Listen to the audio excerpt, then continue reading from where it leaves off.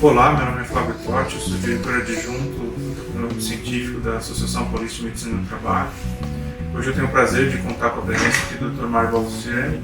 Ele é ex-presidente da BNT, médico do trabalho, ex-auditor fiscal do Ministério do Trabalho e hoje em dia trabalha com consultoria na área sindical e no setor privado. Mário, prazer te receber aqui hoje para a gente comentar um pouquinho sobre os impactos aí da NR4. Qual que é a sua visão geral da NR4 no primeiro momento? Olha, Totti, primeiro também eu quero agradecer, né? Porque não é sempre que você está aqui do lado do Alex, do lado dos amigos, né?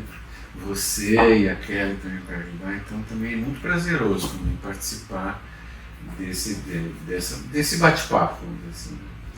Nessa tua primeira pergunta, eu diria o seguinte, eu diria que na verdade a NR4 reproduz uma visão de mundo do trabalho de meio século atrás. Quer dizer, ela mantém o arcabouço da NR4, ele se mantém praticamente inalterado. Né? A gente pode comentar cada item e o que dá consistência a essa visão geral, mas assim, no primeiro passo eu diria que ela está assim, semelhante a, sei lá, 1960 e pouco. Né? Você acha que houve um progresso ou a gente retrocedeu um pouco? Olha, eu não sei se houve retrocesso. Né? A gente pode até discutir como o mundo do trabalho mudou. Se você for comparar com o que é hoje, o que era, né, muitos anos atrás, quando saiu as NRs, você pode considerar retrocesso, né? Porque o mundo mudou, o trabalho mudou significativamente. Né? Então eu não chamaria de retrocesso, eu prefiro dizer o seguinte, que o mundo mudou e a NR4 continua igual. Acho que as expectativas eram maiores, né? A gente esperava que houvesse uma atualização mais relacionada com o cotidiano que a gente vive e com o mundo do trabalho, com as evoluções que teve. Acho que pecou um pouco nesse sentido, você concorda? Não, sem dúvida. Ainda falando de uma questão geral, por exemplo, o nome da norma, né? O nome da norma, isso em 2000, quando a gente discutiu pela primeira vez a NR4, já tinha um projeto que o nome era outro, era Segurança e Saúde, como é o nome universal. E até que a engenharia mudou, mas a medicina continua igual. Então, em vez de você ter, seguindo inclusive a mudança do nome de engenharia para segurança, a medicina manteve. Né? Então, assim, hoje é serviço especializado em medicina, medicina e segurança do trabalho. Quer dizer, o nome é um nome corporativo que não cabe mais, né, dentro da necessidade de multiplicidade de conhecimento que tem hoje a área de segurança e saúde. Né? Quando a gente fala da Constituição, pegando um pouquinho esse teu gancho, quando a gente fala um pouquinho da Constituição do SESMIT, acabou ficando uma Constituição muito semelhante à anterior. O que você sentiu falta de... Eu senti falta assim, nós trabalhamos, né, voltando para o passado, você tinha, né, não é o teu passado, é o meu passado, mas você tinha assim, você tinha aqueles riscos clássicos, né, ruído, calor, agente químico e tal. E você tinha também a construção dos profissionais ligados a um pouco, até que você fiscalizar os trabalhadores, só usando EPI, essa coisa toda. Mudou muito, né? Hoje você entende uma atividade, uma ação preventiva ligada a todos os gestores de uma empresa. Né? E ele manteve o técnico de segurança, pode até manter, mas ele mantém a estrutura para o mundo industrial dos anos 60. Né? Você tinha as grandes indústrias, então, por exemplo, você não adequa, né? Você não tem ergonomista, você não tem psicólogos, né? Ou conhecedores da saúde mental, conhecedores dos problemas do movimento rural, das empresas, né, as empresas de transporte, né, que você tem um outro conhecimento, que é o conhecimento médico de trânsito. Quer dizer, na verdade, ela manteve a mesma dimensão, além a mesma qualificação dos profissionais, ela mantém um dimensionamento muito semelhante. E ainda falando um pouco sobre o dimensionamento ele se compõe ainda dentro de uma avaliação de risco também dos anos 60. Se você pegar, por exemplo, a diferença entre a avaliação de risco da Previdência Social e e do Ministério do Trabalho é uma coisa absurda, né? A Previdência Social ela foi feita a partir de um estudo epidemiológico de milhões de afastados da Previdência Social. Então você tem lá, por exemplo, só para citar um exemplo, tem outros exemplos. Você tem o setor financeiro é risco 3 e no Ministério do Trabalho é risco 1. Né? Foi produzido numa época que você não tinha o critério que você teve. Com tudo que você possa criticar, você não teve o critério epidemiológico com o qual você fez o risco. O próprio número de risco, né, 1 é 4, até 3, e o dimensionamento e a qualificação dos profissionais não mudou. Né? Então eu acho que isso é um dos pontos que reflete essa primeira afirmativa minha, que nós estamos ainda nos anos, eu nem sei se é nos anos 60. Nos anos 60 o SESM se apresentava numa NR, mas a NR foi anterior, através de um decreto de obrigação, então está bem atrasado. Você acredita que, por exemplo, a gente tem observado muito no mundo pós-pandemia, principalmente na área administrativa, uma questão de centralização, home office, a questão até hoje em dia de funcionários que não trabalham nem no mesmo país, né? E essa constituição de SESMIT, como foi colocada, você acredita que consegue gerenciar todos esses novos riscos, novas situações? De jeito nenhum. Porque se você pegar, por exemplo, ainda dentro dessa tua questão, né, se você pegar, por exemplo, as grandes diretrizes internacionais de gestão de segurança e saúde, a OMS, a OIT, a ISO 45001, elas falam empresa, não falam estabelecimento. É um outro item que é importante lembrar. Hoje você pega a maior parte das empresas, elas são empresas, não são estabelecimentos. Então, do ponto de vista... E a NR, como estrutura do arcabouço, e vai isso para a NR4, ela não vê empresa, só vê estabelecimento, como se fosse... Então você despreza, primeiro, assim, uma eficiência na fiscalização. Segundo, você despreza o sistema de gestão. E que é um sistema de gestão, quando você fiscaliza o sistema de gestão, em outros países mais civilizados você tem isso, o SESMIT não tem a obrigação de fazer um cartório. Ele tem a obrigação de apresentar um projeto, apesar que a NR ela faz um desenho, mas muito pouco está perdido a importância da empresa ou do sistema de gestão. Então, quando você vê as atribuições do SESMIT, você vê algumas atribuições de estabelecimento. Você não vê uma atribuição do sistema de gestão. Então, assim, você tem, em função dessa NR4, você tem um descolamento das grandes empresas do projeto normativo. Qualquer empresa grande, a gente conhece centenas delas, você tem um projeto de gestão.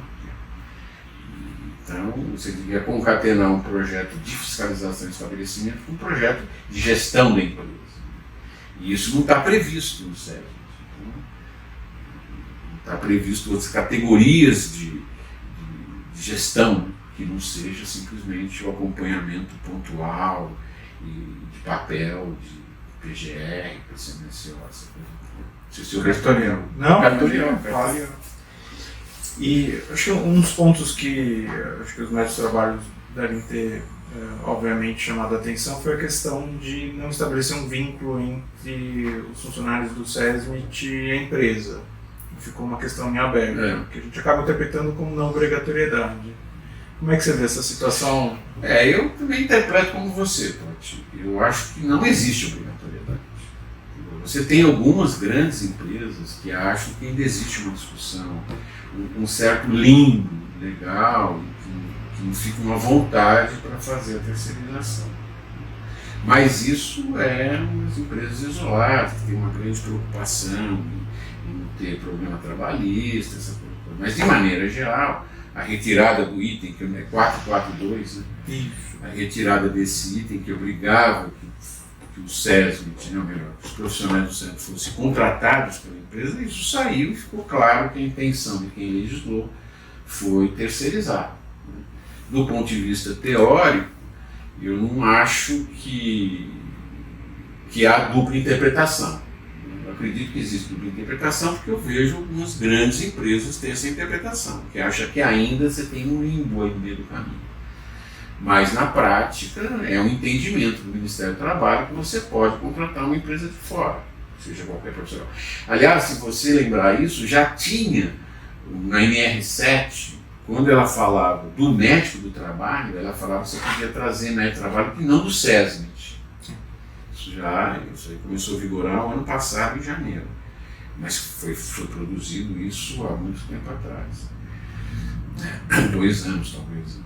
Então você tinha já um trajeto para a terceirização, né, que não teve muito problema quando rolou na NR7. E na NR4 foi constatado. Aliás, é interessante essa tua pergunta, Totti, pelo seguinte, porque o conflito da NR4 ela se deu em função dessa terceirização. Diferentemente, porque na verdade, quando você saiu com o primeiro grupo de NR, acho que foi um pouquinho antes da pandemia, estava previsto 2 normas saírem junto, o PGR e o PCMSO. A NR4 e a NR de ergonomia. A NR de ergonomia acabou saindo antes, porque tinha muito conflito, especialmente com relação à organização do trabalho e tal. Mas a NR4 continuou sendo empurrada. E saiu através do arbítrio do Ministério do Trabalho, que ele estava coordenando. Então você vê, isso foi o foco fundamental. Acho que é onde se deu mais o conflito entre trabalhador e empregador. Eu, pessoalmente, assim, isso é uma visão pessoal, né? Eu acho, em cima de alguns conhecimentos científicos, de que a terceirização, ela, pelo menos no seu início, ela significa precarização. Então eu tenho esse entendimento. Lógico, você tem terceirização especializada, que a gente conhece, que é muito mais interessante do ponto de vista de segurança para a empresa e para os trabalhadores. Mas aí acho que não se trata disso, né? Se trata de você ter uma fiscalização, que é uma fiscalização que não atua sobre a prestadora de serviço. Isso significa que é possível que você tenha uma precarização mesmo.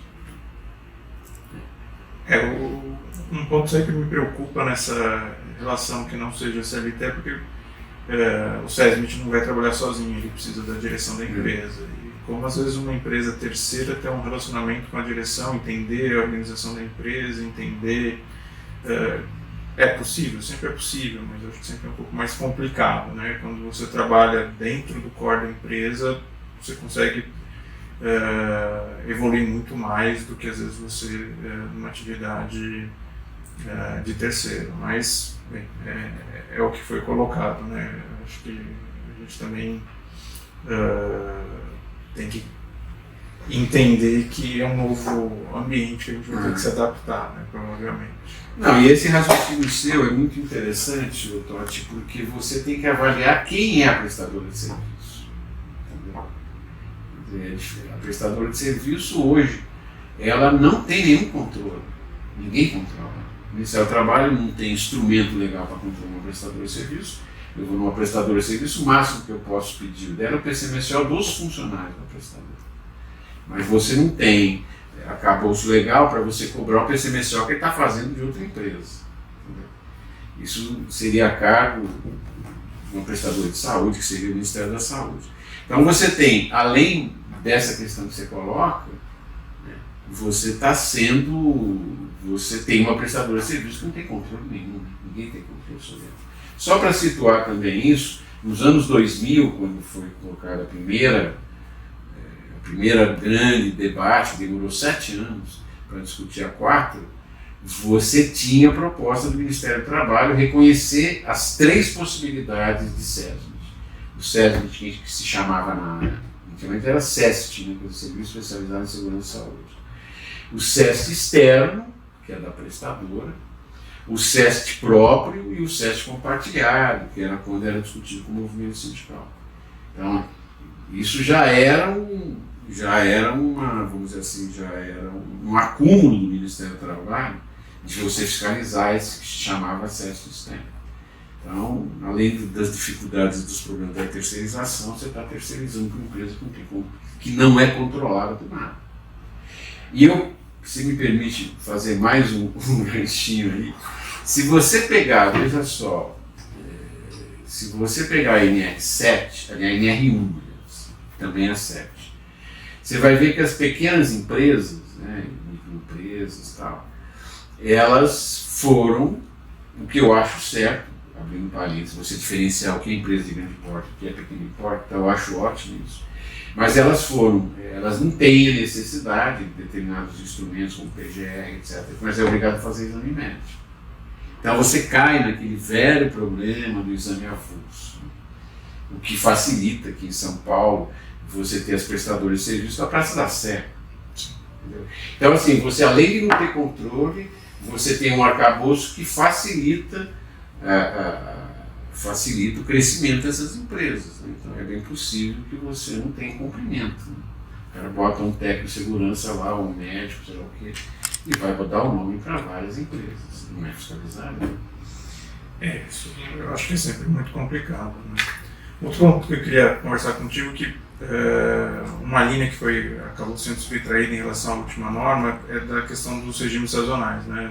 A gente vendo aí a questão do agronegócio, que trabalha com uma sazonalidade bastante importante, e que hoje em dia acho que é o motor do país do ponto de vista econômico. Estranho não ter esse tipo de condição delimitada. Você tem toda a razão. Essa ausência, principalmente na mudança que você teve, né, do ponto de vista do desenvolvimento da agroindústria no Brasil, é um buraco ter esquecido isso.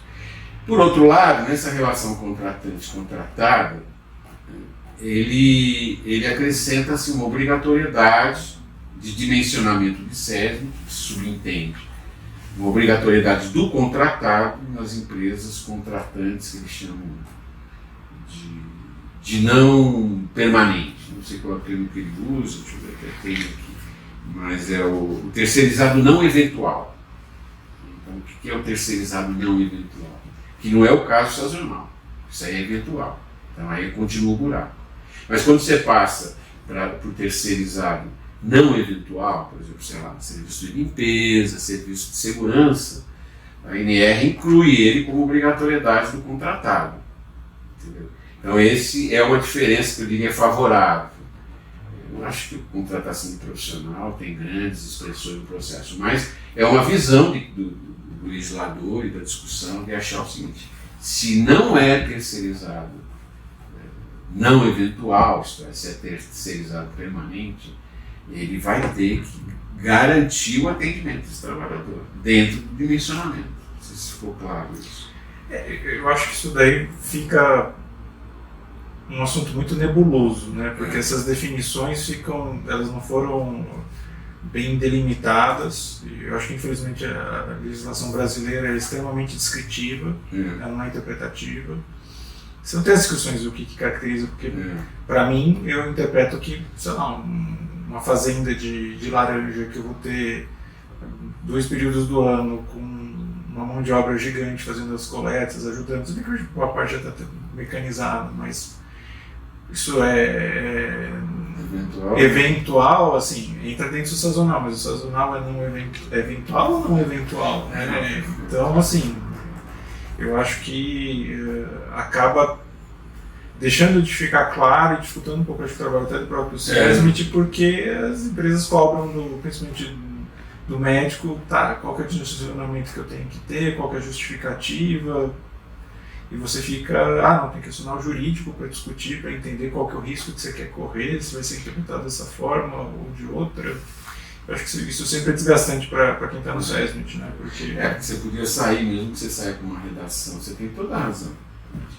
Você tem instrumento de explicação, como nota técnica e tal, que você poderia sair com um espaço pouco delimitado, e esse espaço, ou melhor, essa redação, ela pode ser explicitada em outro instrumento, uma nota técnica, o que não ocorreu. Então, realmente, essa comparação que você faz entre o sazonal, porque o sazonal não é não eventual, né? O sazonal é permanente. Mas pode se enquadrar nisso, mas isso não está, como você falou, não está esclarecido.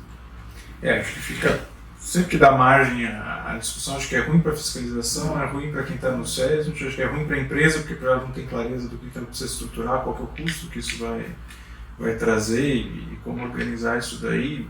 Acho que isso também é outro ponto que deixou um pouquinho a desejar, né?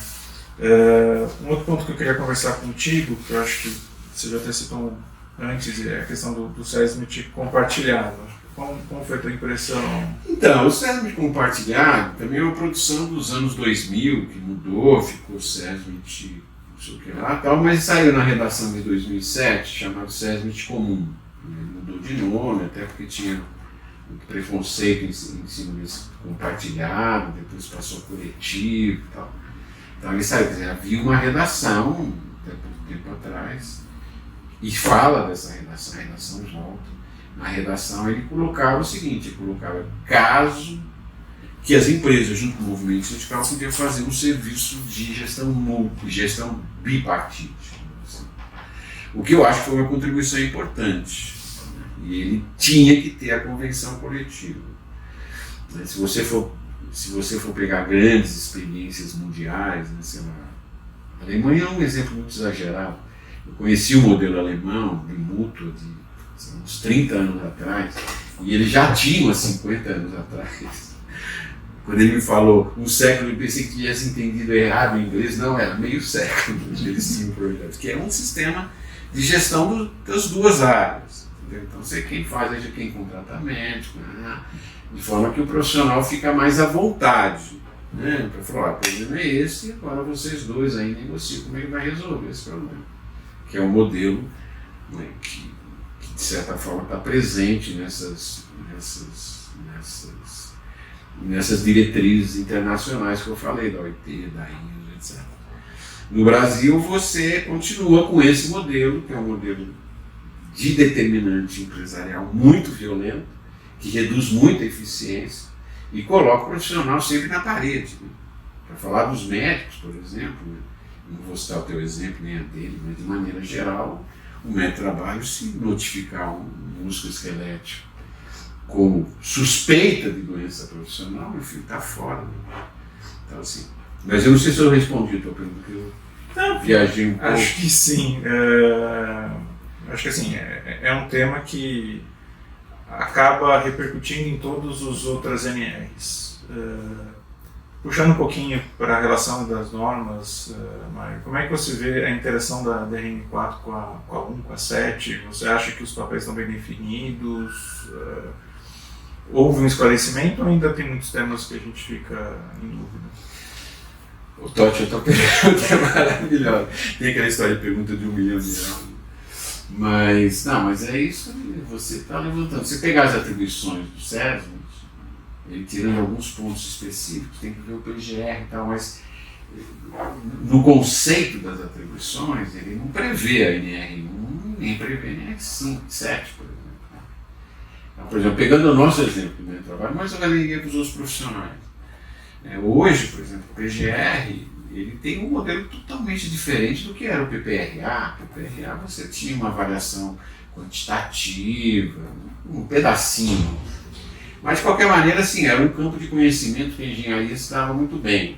Quando você fala no PGR, você inclui risco ergonômico, você coloca na NR7, por exemplo, a avaliação epidemiológica com mais destaque, e a vigilância à saúde, você coloca a obrigatoriedade dentro das atribuições do médico, no caso, você coloca as atribuições de levantamento coletivo. Você fala, pois isso existia, era um passando. Aí quando você coloca as avaliações coletivas, que devia ser especificado nas atribuições, você não coloca a atribuição do médico, que é dar elementos para o PGR. Entendeu? Você continua construindo o PGR ainda com os riscos tradicionais, quantitativos. Como é que eu falo para você que a empresa tem um risco de organização do trabalho complicado se você não tiver dado epidemiológico? Não tem jeito.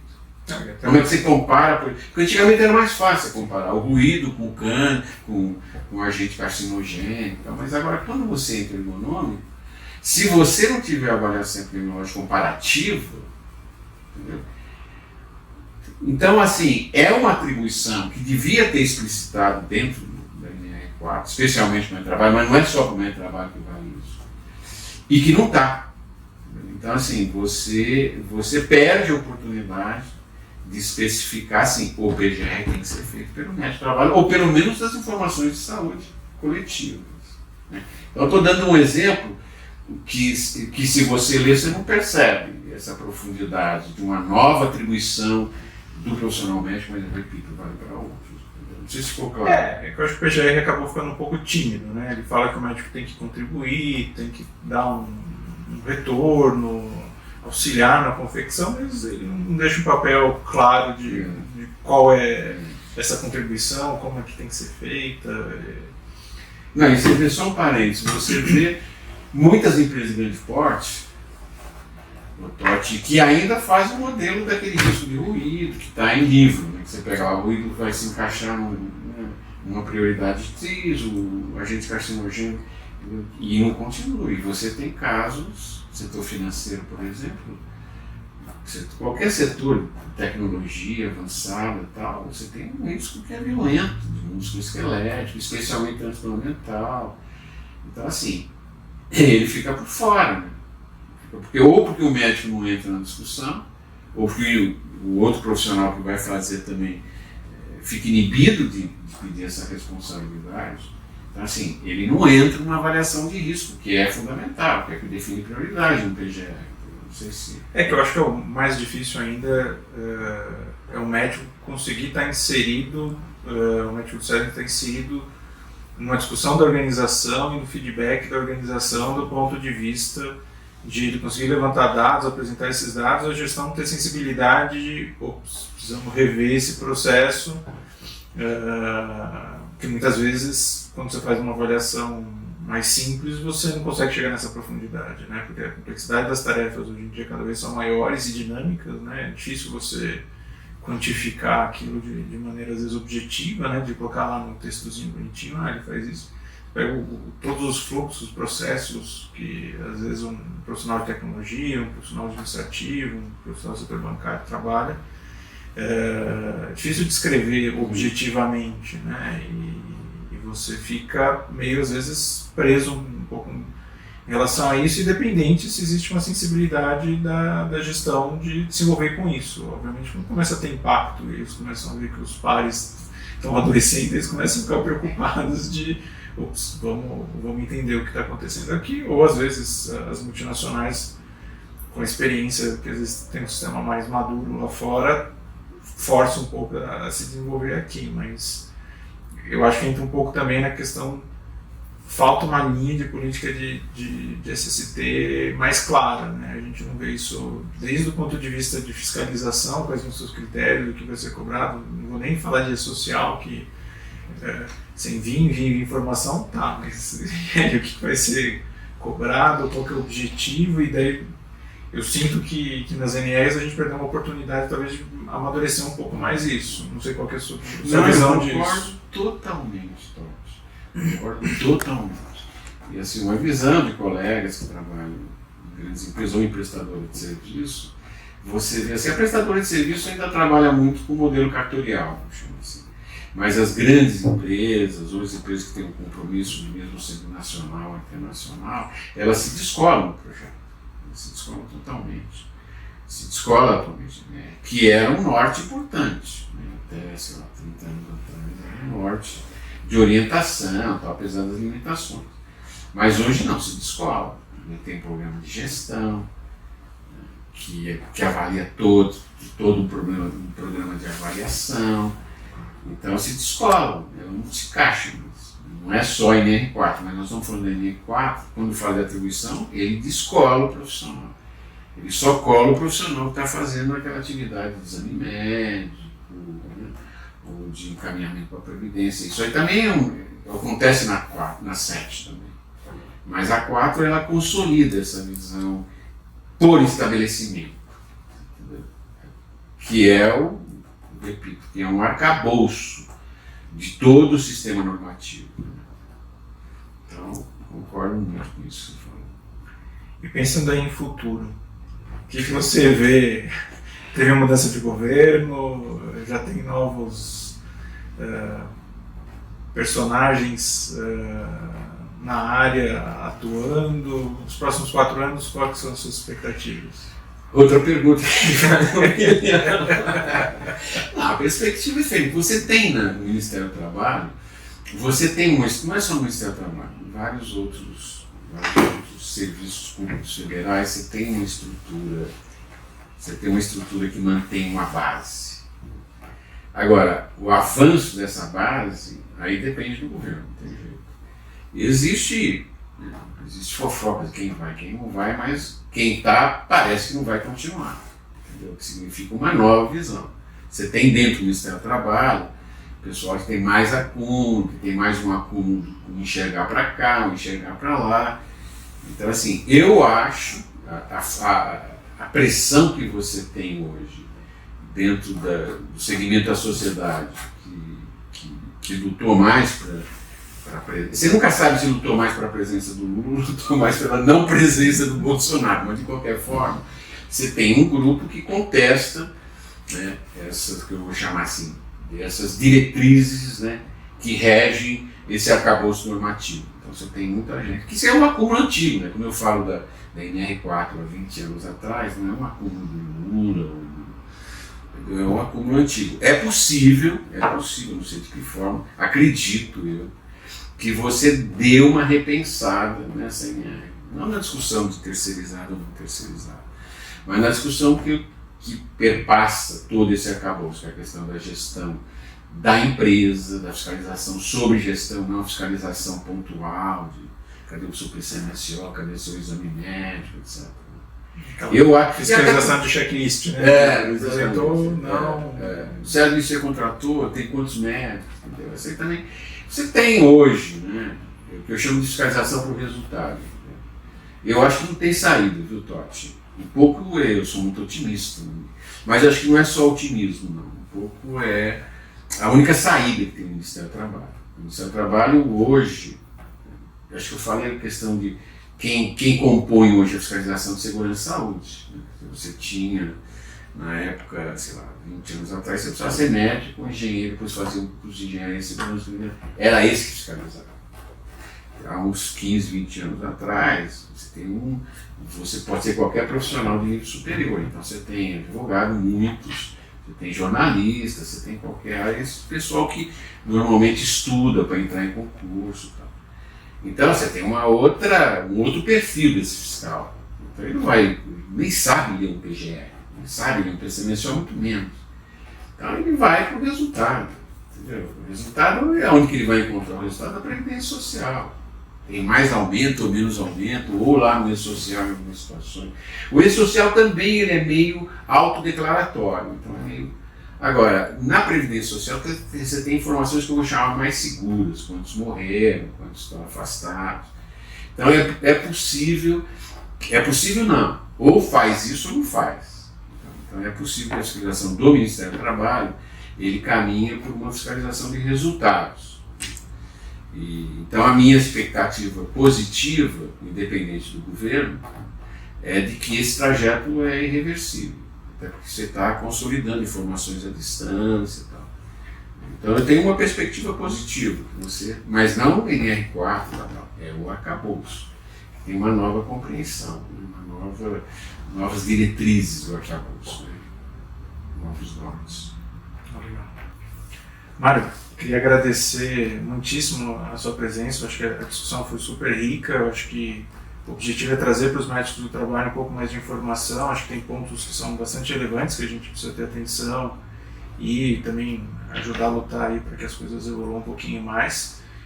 Queria deixar um espaço para as tuas considerações finais aí e muito obrigado mais uma vez. Bom, Totti, é difícil falar deixar de falar do prazer de estar com você, com a Kelly, com o Alex, no fundo. Assim, é muito prazeroso. E assim, eu acho que a gente vai ter que fazer uma mudança.